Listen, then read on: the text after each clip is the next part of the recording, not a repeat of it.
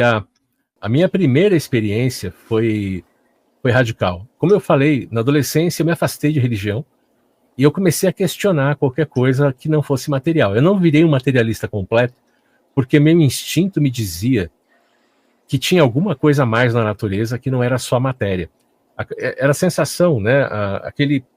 Aquela sensação de que tinha vida nas coisas, que tinha vida na matéria. Não é só a vida das plantas, a vida dos animais. A sensação de que o planeta estava vivo, ou de que poxa, eu estou sentindo vento. Por que eu estou sentindo que o vento traz vitalidade? Será que é só o oxigênio? Não, eu estou bem oxigenado. Não era para eu estar sentindo tanta diferença aqui, né, com brisa ou sem brisa, só a sensação de prazer. Eu comecei a questionar essas coisas, da sensação de vida na natureza, depois que eu tinha entrado no processo de questionamento da religião. Que antes eu frequentava, né, culto religioso, frequentava igreja, e foi por isso que eu fui levado, por admiração à história que contavam de Jesus, e achar que algumas coisas não batiam, traços de personalidade não batiam com o que se contava. Ele construía um jeito, de repente fazia uma coisa estranha, ou quando falavam coisas sobre ele, de repente nos textos estavam contando uma narrativa anterior a Jesus, muito esquisita. Aí eu fui levando para esse lado da pesquisa, até que me afastei da religião, me afastei de igreja. Esse foi um dos motivos principais, mas por diversos outros motivos. Me afastei e não quis saber de nada espiritual. Eu falei, não, vou focar na minha carreira técnica, estava fazendo curso técnico, falei, vou estudar para seguir minha carreira do meu jeito e só, né, falei, eu vou continuar, quando tiver oportunidade, eu continuo pesquisando a vida de Jesus como um personagem histórico, tá? Que é muito da abordagem dos meus cursos sobre Jesus. Levantamentos de dados históricos sobre ele, o que é muito interessante também. Tem bastante disso e bastante de outras coisas espirituais e ufológicas. Mas vamos lá. Eu estava nesse ponto, adolescente, eu estava com 14 para 15 anos, 15, tinha feito 15 já. Eu tive uma experiência que para mim foi um sonho.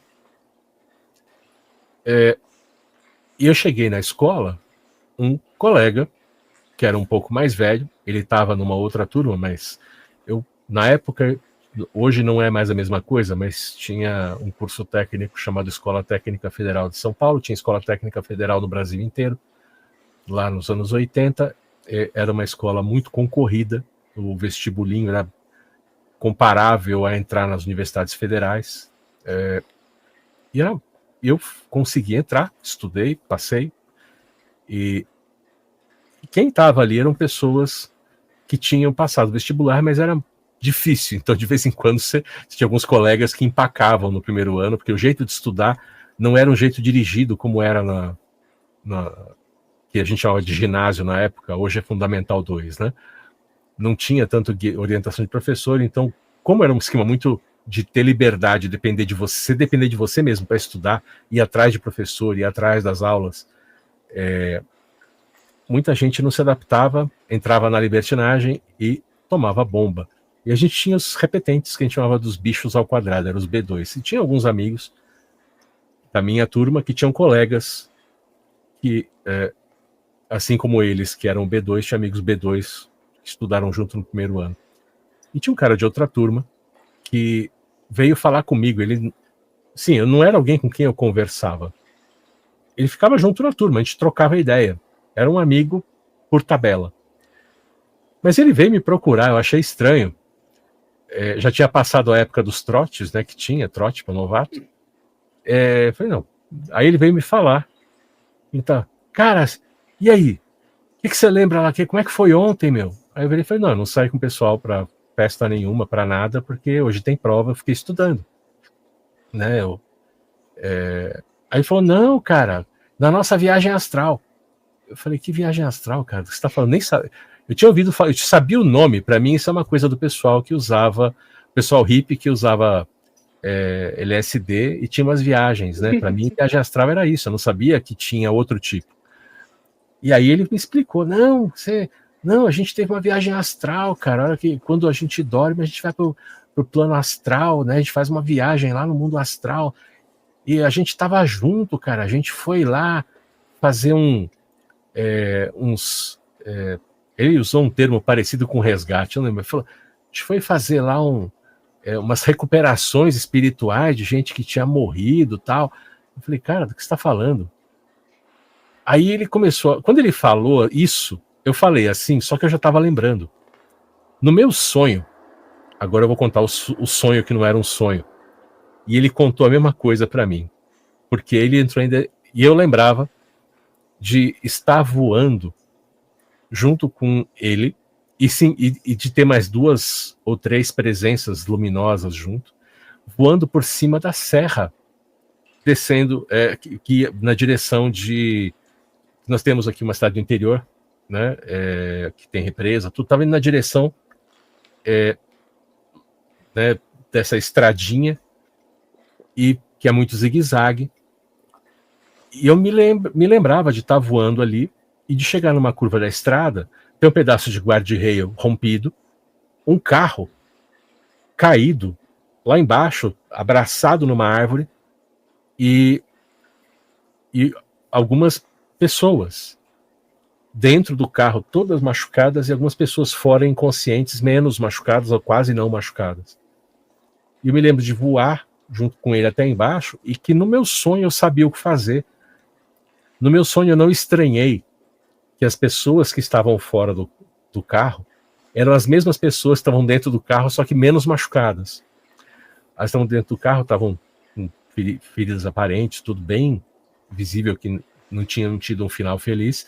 Mas quem estava fora estava parecendo que estava só desmaiado, apagado.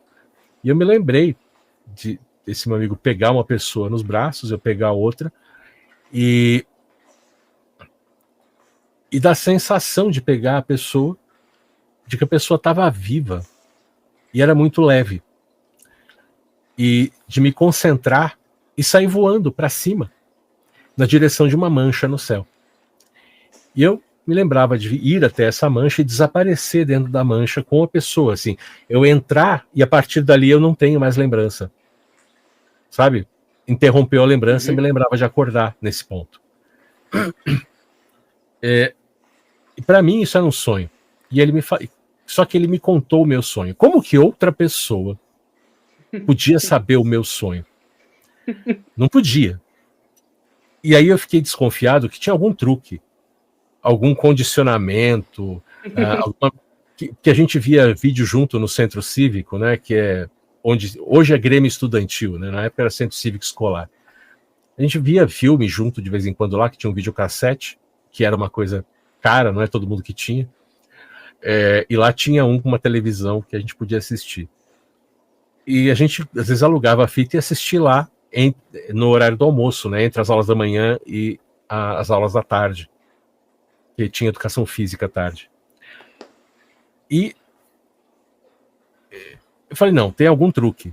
Eu tive a pachorra de olhar o equipamento, pegar a fita, levar no laboratório de áudio e vídeo para ver se tinha alguma mensagem subliminar. Não tinha nada, cara. Aí, e eu, naquele dia que ele estava conversando comigo, eu dispensei ele. Falei, cara, tem prova, depois a gente fala nisso. Mas, cara, isso daí é viagem e tal. Aí depois, na saída, ele veio falar comigo. Eu falei, cara, tá vendo? Isso é viagem na maionese, isso é, sei lá de que é isso. Ele falou, mas eu vi que você lembrou das coisas. Eu falei, não, você sabe como é que eu sonhei, eu quero saber qual foi o truque para você saber qual é meu sonho. Como que você me fez sonhar isso? Eu não te fiz sonhar nada, cara. Imagina, não sei nem como que isso é possível. É que a gente fez uma viagem astral junto. Aí eu falei, meu, não tem como provar, é sonho, é sonho. Cara, passou.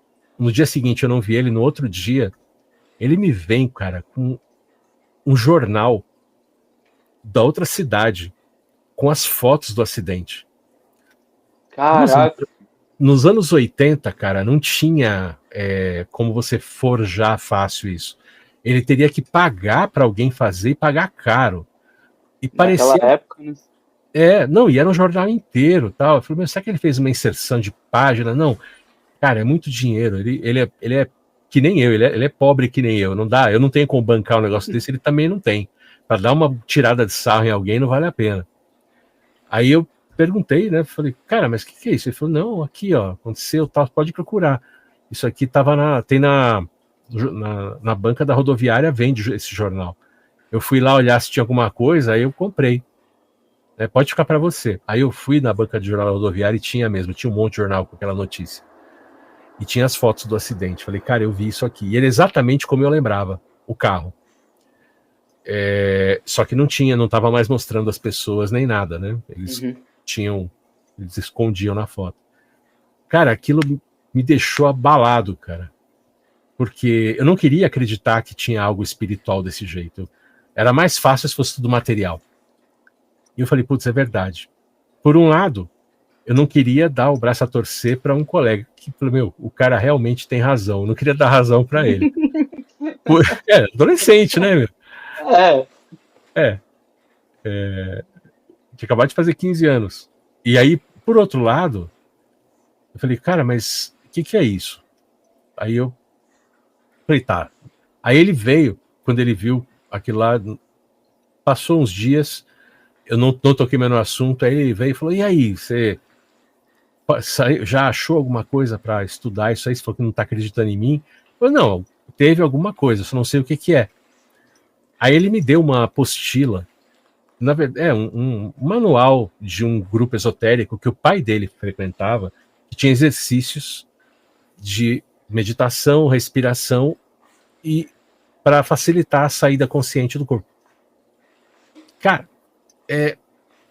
aí eu peguei aquilo e falei, tá, tudo bem. Ele me deu uma xerox, né, da apostila.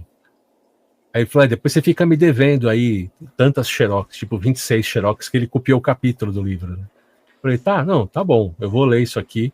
Se você não estiver me zoando, eu te pago um pacote de xerox igual depois. E aí ele me deu as xerox e eu acabei pagando as xerox para ele, porque o que aconteceu? Era meio da semana, tal, eu não levei muito a sério. Mas no domingo, tava chovendo, eu fiquei em casa. Eu falei, deixa eu ler isso daqui. Aí eu li de manhã, aí depois do almoço, passou um tempo, eu falei, não, vou fazer esses exercícios aqui. Tinha que deitar, fechar, apagar a luz. Aí eu falei, deixa eu fazer isso daqui. Só não para deixar um relógio do lado para você olhar o tempo, né? E meu relógio era muito pequeno, eles falam para pôr um relógio grande. Aí eu lembro que eu tinha, na época, um computador bem basiquinho. Da época, eram os primeiros computadores caseiros, né, daqueles de 8 bits. Eu pus um programa com relógio na tela. E aquele que eram os quadradões, né, que fazia as linhas, tudo. O pessoal que é da antiga, um Sinclair. Deixei rodando lá. E deitei. Cara, eu fazendo ali o que mandava ali no negócio, aí eu fiz a parte do relaxamento, que ele mandava fazer na seguida, várias respirações, relaxar, fechar os olhos e tentar flutuar. A única coisa que aconteceu é que eu senti que eu dei uma cochilada. E toda hora, antes de cochilar, eu estava olhando para o lado e via as horas, abri os olhos, via as horas e tal. Aí eu dei uma cochilada, voltei e falei, putz, agora eu cochilei, vou ver quanto tempo eu dormi, né? Porque parecia que o quarto estava diferente a iluminação. Ainda está de dia porque está claro, mas está estranho, porque onde era para estar claro está escuro, e onde era para estar escuro está claro. Aí eu olhei para o lado, né? Eu abri os olhos e fui virando para o lado. Quando eu abri os olhos, achei que esquisito. Parecia que eu estava coberto com lençol, aí eu virei a cabeça para o lado. Não era lençol, cara, era o teto. E eu virei para o lado, eu vi aqueles gesso de acabamento que tem no teto. Em vez de estar meu computador na mesinha, na estante, eu tava vendo por cima da estante o gesso no teto, cara. Aí eu virei, eu levei um susto e falei, caramba! Aí eu virei para olhar para baixo, eu falei, o que aconteceu? E vi meu corpo na cama. Quando eu vi meu corpo na cama, minha reação imediata foi essa, ih, morri!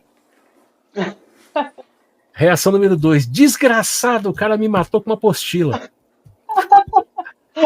Sério, cara. Adolescente, né? Aí, na hora que eu tive essa reação, eu senti um baque e o meu corpo mexeu na cama. Aí eu parei e falei, caramba, eu não morri. E aí foi o terceiro choque, né? Foi, eu não morri. E em seguida, pelo jeito, porque aí eu vi que eu estava respirando. E eu tentei esticar as mãos para ir na direção do corpo e eu fui descendo. Eu senti as mãos ficarem dormentes. Aí eu recolhi as mãos e fiquei de lado. Eu fiquei entre a estante e a porta, olhando a cama de lado e vendo que eu estava respirando o peito subir e descer, acalmando de novo, porque passou o susto, que eu mandei um susto pro corpo. E aí eu voltei a ver o quarto iluminado direito. E o quarto estava meio brilhante demais. Eu falei, caramba, mas a janela, a veneziana tá escura e o quarto tá claro. Ou seja, já escureceu lá fora e aqui tem luz, é isso? Sabe? Eu falei, pô, pior é que que coisa. O cara tava certo. E agora? O que eu faço? Eu não vou contar pra ele. eu não vou dar esse mole, cara. Só que eu não vou contar pra ninguém. Eu falei, mas e agora? Aí eu lembro que eu tentei mexer no computador pra fazer abrir uma janela pra digitar alguma coisa, pra prova, né, de que eu tava. Não consegui fazer nada, nem mexendo. Tentei empurrar coisas na estante, nem na mesinha de cabeceira, tentei acender o abajur, nada deu certo.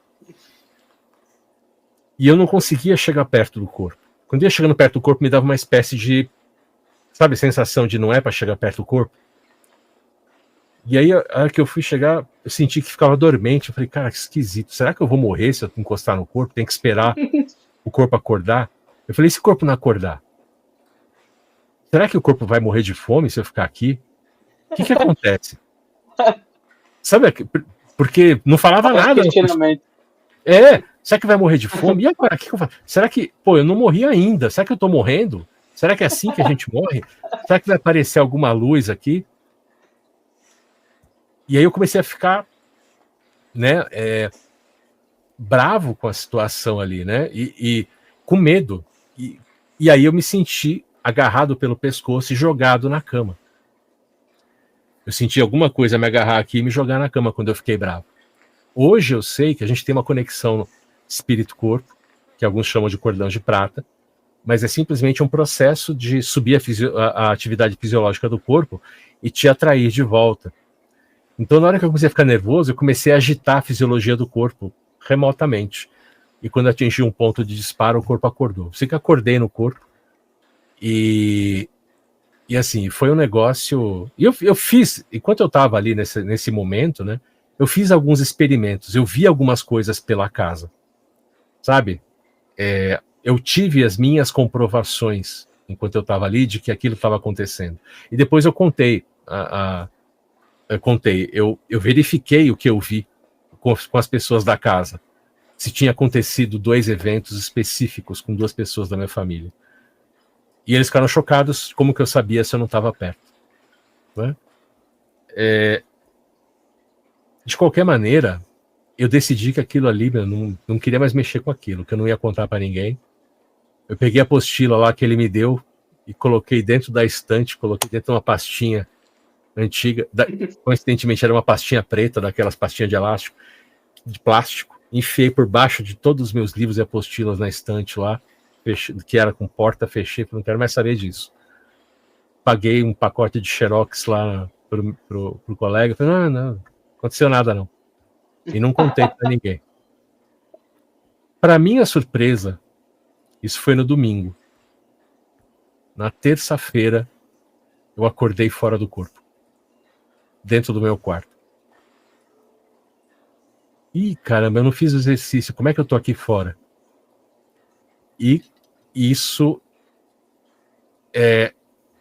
foi indo, eu olhando, andei pela casa, falei, saí do apartamento, atravessei porta, parede, algumas era mais fácil, outras mais difícil. Não saí do andar do prédio, porque eu tinha medo de cair do elevador, não consegui subir, e o prédio tinha aquelas portas contra incêndio de metal, e eu falei, vai que eu fico preso aí dentro, eu não sei se tem alguma coisa, é metal, né? Não atravessei metal ainda, porta eu sei que eu atravesso. Eu atravessei porta, eu descobri sem querer que eu podia atravessar a porta. Eu fui tentar abrir a porta pela maçaneta, só que a porta do meu quarto era daquelas que você tem que empurrar a porta para ela destravar a lingueta, que a porta estava empenada. Então, meu movimento padrão era baixar o trinco empurrando com o ombro. Quando eu fui fazer isso, eu atravessei a porta. E eu fiquei atravessado na porta, assim. E aí eu falei, ih, caramba. Aí eu empurrei e saí da porta, sabe? Eu falei, pô, a gente atravessa, tá. Mas que esquisito, porque tinha resistência a atravessar, não era lisinho. Não era que nem a gente vê em filme, que o espírito atravessa só. Por Uhum. isso que eu fiquei com medo de atravessar a porta da escada. Eu falei, vai que eu vou e não volto. Porque na hora que eu saí, eu pulei de volta pela porta do quarto e atravessei de volta. Aí eu testei as duas portas eram de madeira. A porta principal do apartamento era madeira maciça. Eu atravessei também. Né? Interessante que eu atravessei a porta do meu quarto, eu passei devagar e parei a cara no meio para olhar. Não é o efeito do Ghost. Eu não vi aquela coisa madeira bonitinha. A porta de apartamento é oca. Eu só vi as duas folhas assim escuro no meio. Que é oca a porta, não tinha nada, né? E vi umas travessinhas de madeira vagabunda lá. Gente, sério, já era assim nos anos 80. E a porta era do final dos 70, né? Que é a época do apartamento. E é o seguinte, cara, essa experiência mudou por quê? Porque a partir dali, eu tive essa primeira lenda apostila, isso começou a acontecer sozinho, e eu descobri como é que eu voltei aquele dia, quando eu fiquei bravo com o meu colega, e fiquei com medo de morrer. Eu descobri que se eu desse uma hypada, eu ficasse agitado, eu voltava pro corpo. Mas eu voltava às vezes com dor de cabeça, por causa da agitação, acordava com o coração disparado, sentia pancada no corpo. Um dia eu estava numa dessas, né, que aconteceu, algumas experiências depois, e eu parei e falei, cara, eu não sei quem é que tá, quando eu fico bravo, quem é que me pega pela cabeça e me joga lá. Mas eu queria conversar como é que eu faço para voltar. Pelo menos quem tá falando. Porque eu achava que era alguém agarrando minha cabeça, sabe? Que eu tava ofendendo alguém, ou que tinha algum espírito, alguma coisa ali que sabia o que se escondia de mim e tava de sacanagem comigo. Por isso que eu ficava bravo. Aí eu falei, cara, será que alguma maldição, né? Porque aí você não sabe o que é, começa a viajar na maionese. Aí eu vi um ponto de luz flutuando acima dos pés do meu corpo. E eu fiquei olhando, falei, caramba, agora eu fui. Isso aí deve ser aquela luz do fim da vida, né? Aí a coisa tomou forma de um rosto e foi aparecendo uma pessoa inteira flutuando, né? Como se estivesse flutuando com as pernas mais ou menos recolhidas, como se estivesse meio cruzada, mas pendurado assim, sabe? Quando flutuando. E é uma aparência oriental, que para mim era normal, porque lá onde eu estudava, na Federal, os 90% eram orientais, né? Eram aparência asiática, mais de 90% em algumas turmas, como era a minha. Então, eu, assim, falei, tá, por que eu tô vendo um asiático aqui, né? E eu comecei a ficar com medo. O que eu fiz? Eu tentei me pôr alguma coisa no meio para proteger. A única coisa que não é colada na parede, não era colada na parede do apartamento, era a mesinha de cabeceira. Eu te juro, eu me escondi praticamente dentro da gaveta, cara. E eu não era muito menor do que eu só era magro, mas era quase da altura que eu sou hoje, quando eu tinha 15 anos.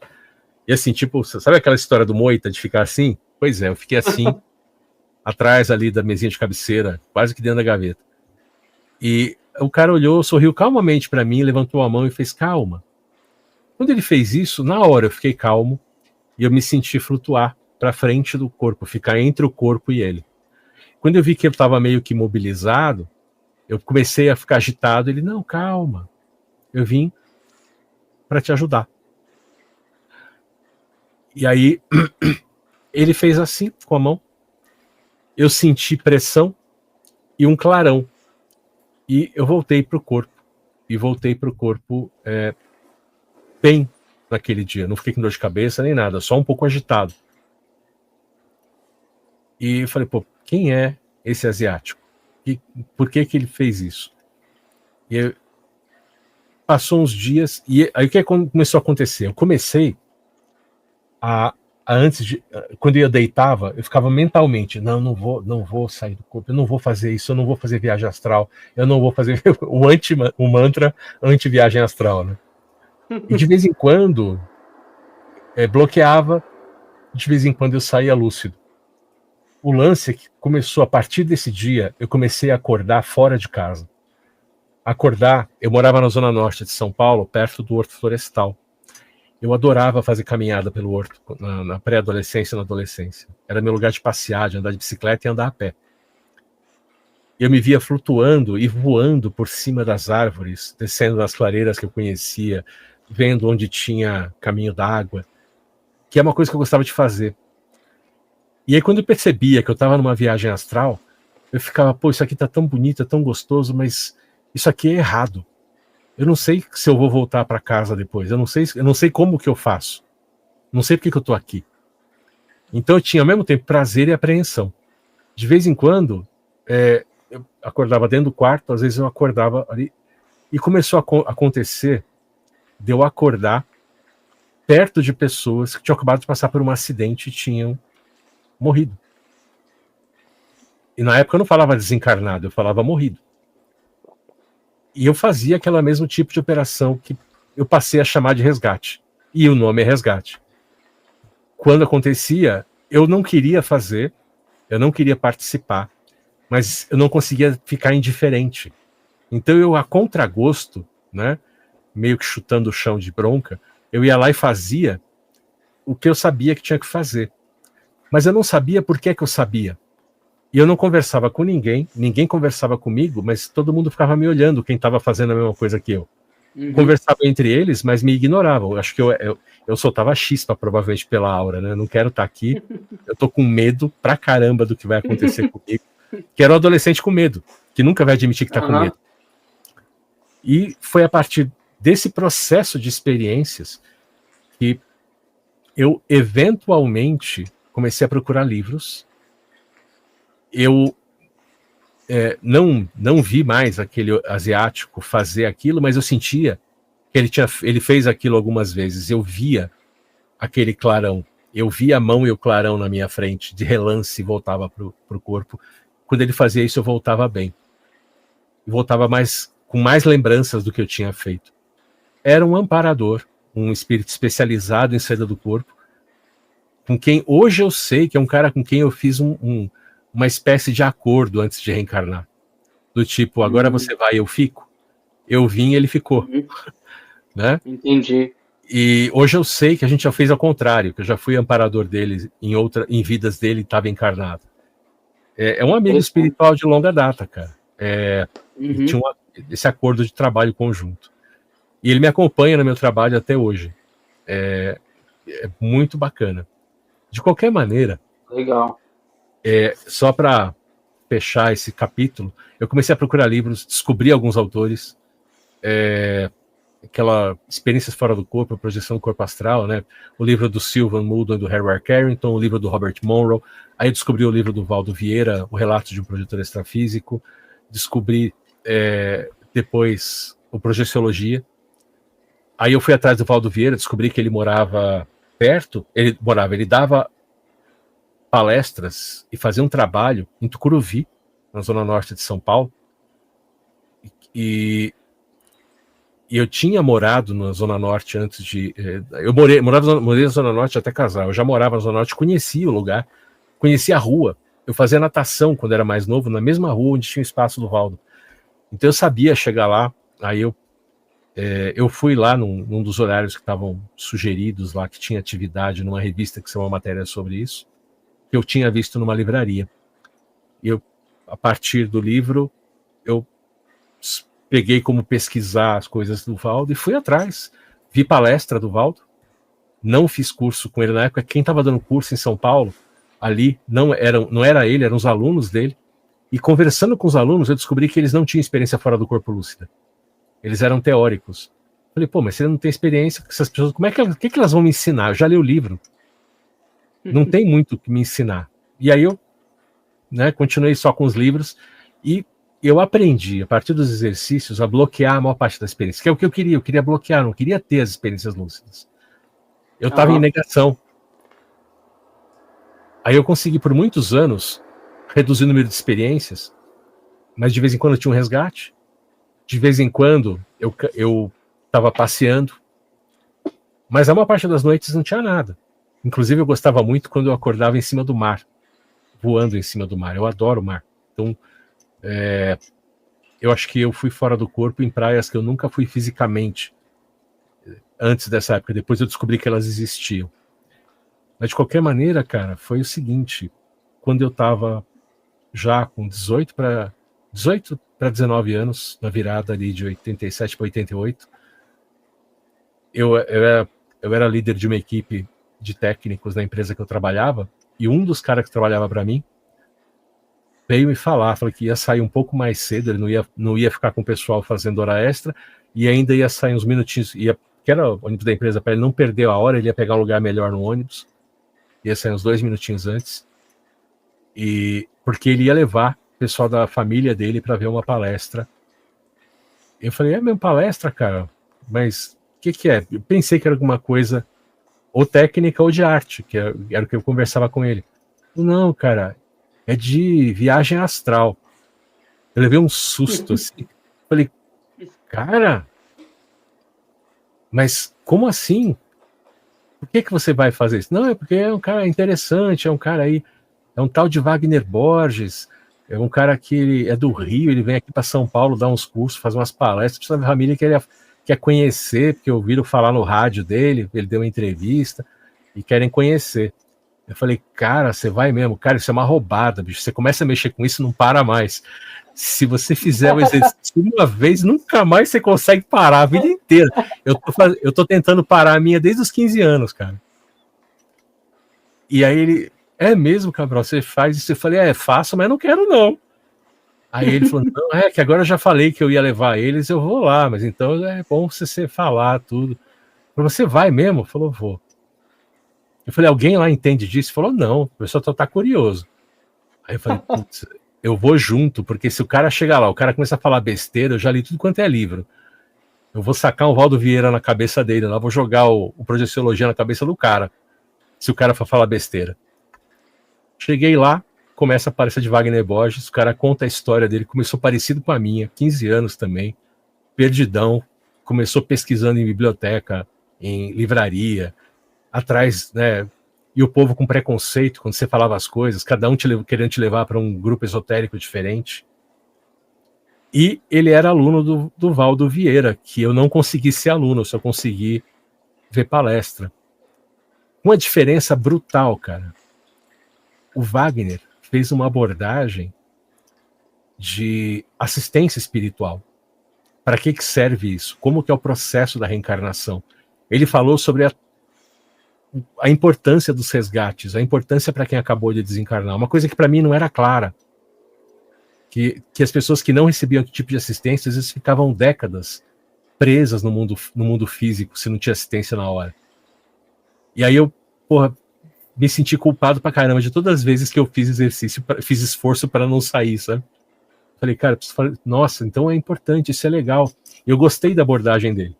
Em vez de fazer a família do meu colega, do meu colega de trabalho e dele se afastarem, no final da palestra eu me inscrevi para o curso.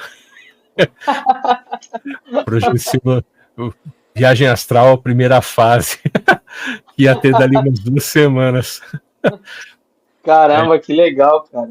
Aí começou. Nunca mais parei. Nunca mais parou. Pô, que bacana. Bom, bem interessante essa sua trajetória, que você não querendo sair do corpo, querendo ficar, e tem gente que quer sair, É bem interessante isso, né? Pois é, cara. Porque depois adolescente, né? No começo assim, eu até entendo, né? Até entendo. No começo, né? E eu não tinha orientação espiritual, não tinha ninguém para quem... Eu não confiava em ninguém para contar isso.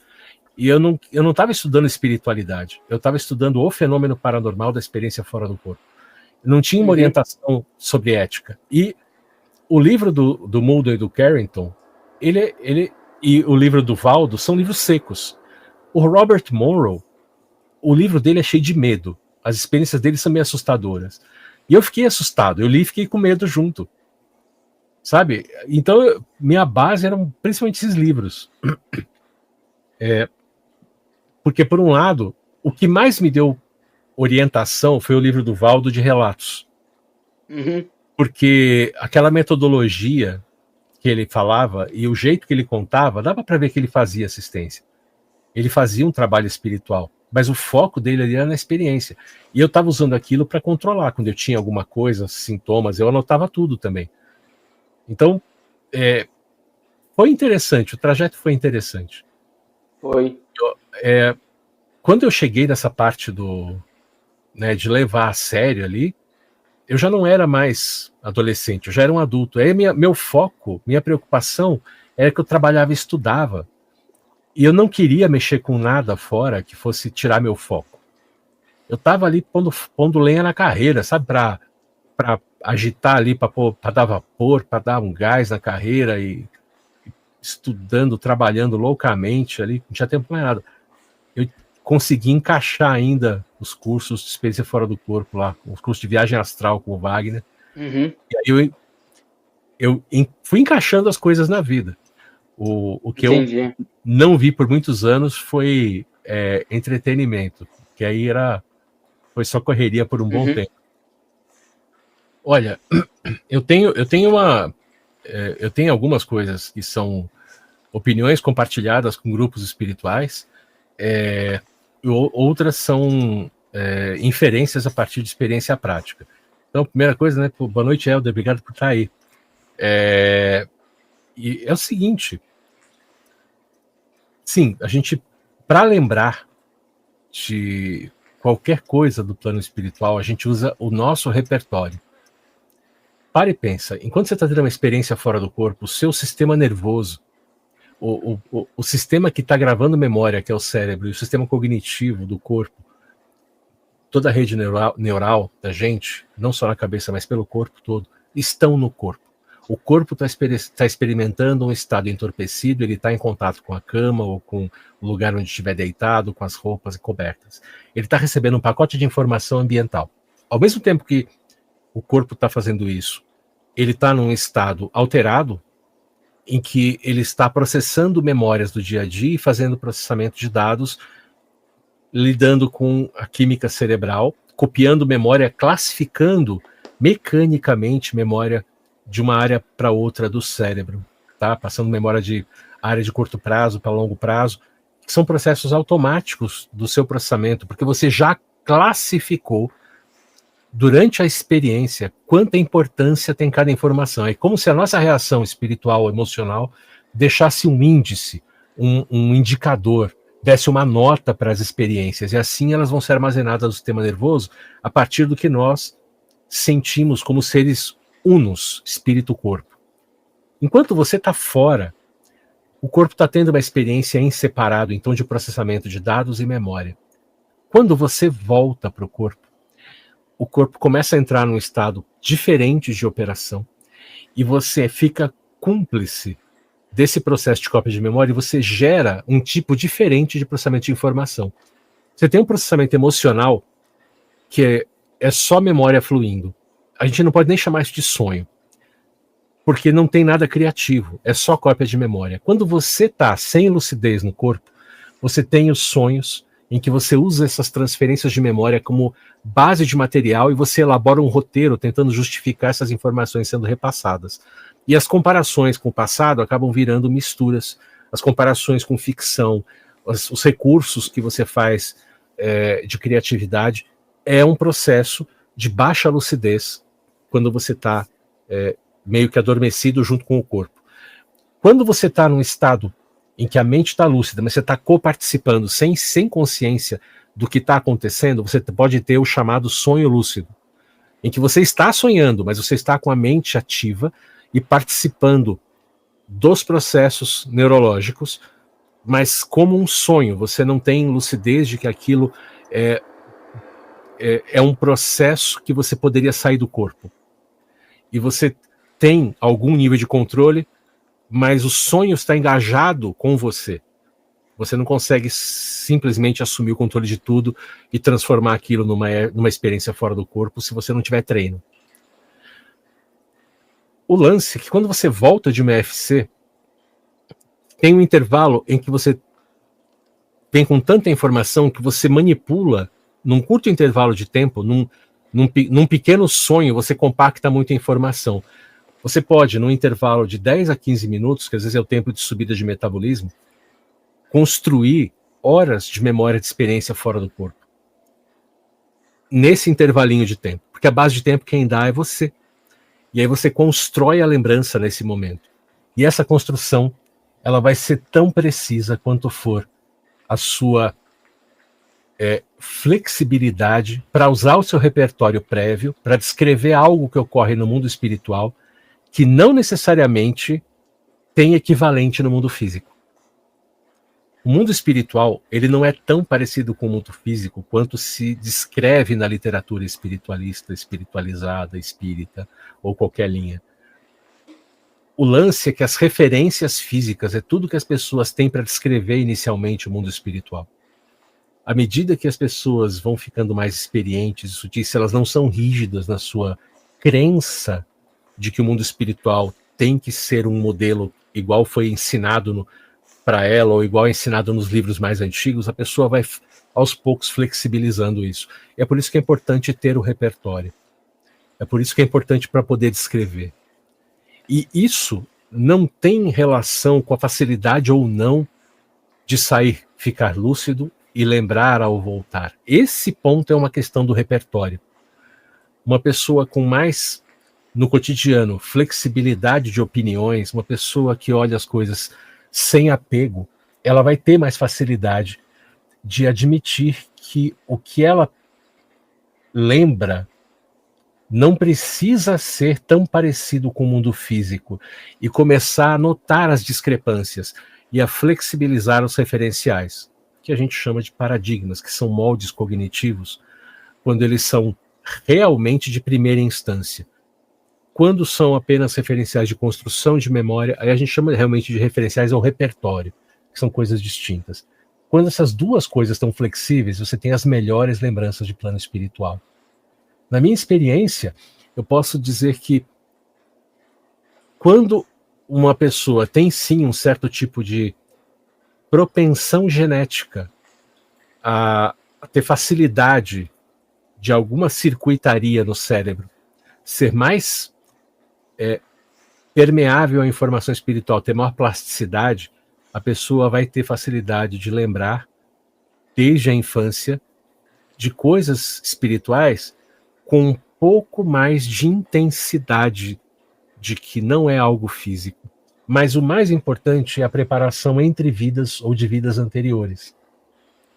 Se você tem um repertório espiritual, você já tem aquela sabedoria, isso se manifesta por meio do que a gente identifica, que nós chamamos no meio espiritualista de índole, que são as tendências de comportamento baseadas no saber coletivo das vidas anteriores, que não depende de uma aprendizagem no mundo. É aquilo que você simplesmente tem uma tendência de se comportar daquele jeito por saber a respeito daquilo, a respeito de como aquilo pode ser ou não saudável, aquilo pode ser ou não construtivo para a experiência. Então, por que algumas crianças têm essa tendência? Quando tem esse tipo de conhecimento prévio, você pode, dependendo das suas necessidades de experiência, ser atraído por uma família que também tem a tendência de ter uma herança genética de flexibilidade, de mudança neural, de aceitar mudanças dos engramas de memória a partir do plano espiritual. Algumas pessoas têm isso mais rígido, outras têm isso mais flexível. Não é escrito em pedra. Qualquer pessoa consegue lembrar de experiência fora do corpo, mas para lembrar espontaneamente, geralmente você tem mais vetores favoráveis. É um passado espiritualista, um passado de experiências fora do corpo na prática.